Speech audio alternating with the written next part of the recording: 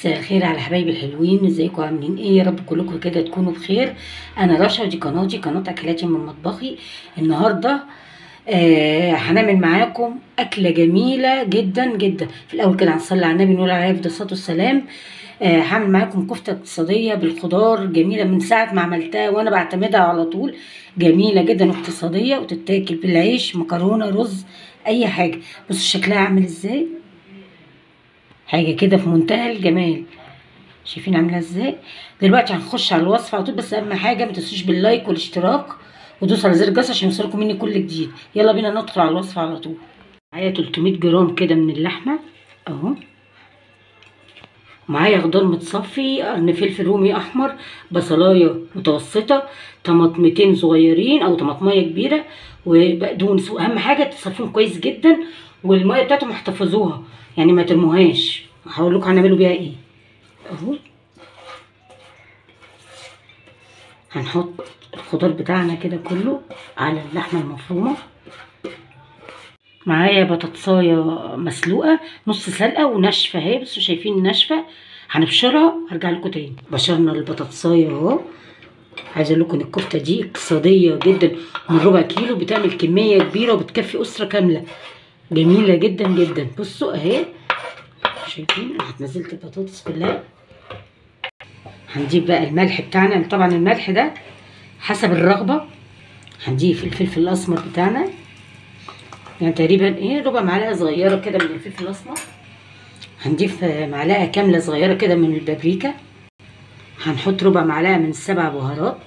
معايا كده معلقه توم بودر، معلقه بصل بودر. وهنمسك بقى ده الحاجات كلها اللي احنا حدانا مقاديرنا دي كلها، ندعكها دعكه كويسه جدا في بعض كله كده، مش اقل من 5 دقايق. كله يختلط في بعضه كويس جدا. احلى كفته خضار هتاكلوها في حياتكم، مش هتبطلوا اكل منها حرفيا. جميله جدا جدا اهي. من ربع كيلو مفروم، ده 300 جرام، يعني من ربع مفروم هتغرقي البيت كله. عجنتها كويس جدا، مش اقل من 5 دقايق. اهم حاجه تبشروا الحاجه من غير ميه خالص، والبطاطس تبقى ناشفه، يعني وانتوا بتسلقوها تبقى ناشفه عشان تعرفوا تبشروها اهو. شايفين؟ هنبدا بقى ايه، نجيب مع بعض كده صينيه وهنحط فيها حبه زيت، وهندهنها دهنه كده حلوه اهي. هندهنها دهنه كويسه كده. هنبدا بقى نحط اللحمه بتاعتنا كلها في قلب الصينيه كده اهو.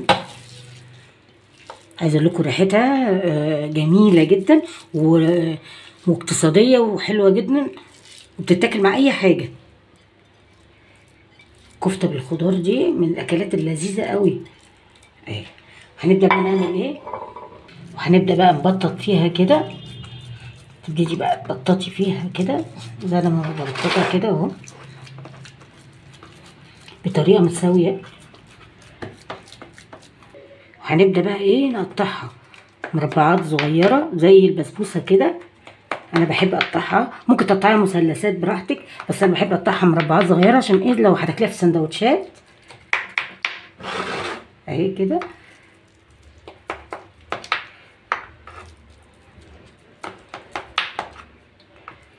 ربع مفروم، عملنا وجبه جميله حلوه قوي اهي. شايفين اهي. هنعمل ايه بقى الخطوه الجايه؟ طبعا دي الميه اللي احنا صفينا منها الخضار، صفيناه من الخضار. هنحط نص معلقه ملح وربع معلقه فلفل اسمر كده. هنحط حوالي بتاع معلقه زيت كده، وهنقلب كل ده في بعضه كده اهو. شايفين؟ هنبدا ايه، وحطيت معلقه صلصه، ما تنسوش عشان انا ما ظهرتش معايا في التصوير. معلقه صلصه. هندهن الوش بتاعنا كده اهو.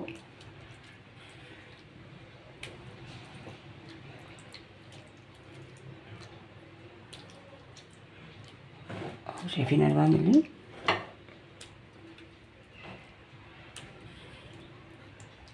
اهم حاجه زي ما قلت لكم تصفوا الخضار كويس عشان ما تفرفتش منكم وانتوا بتعملوها، ما تتبهدلش. هندخلها على درجه حراره 180 وهنشوفها ما تطلع من الفرن.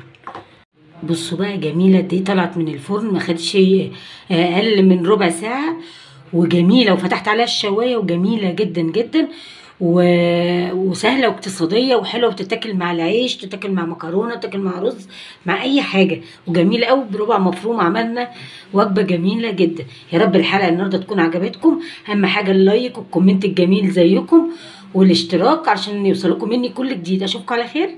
باي باي.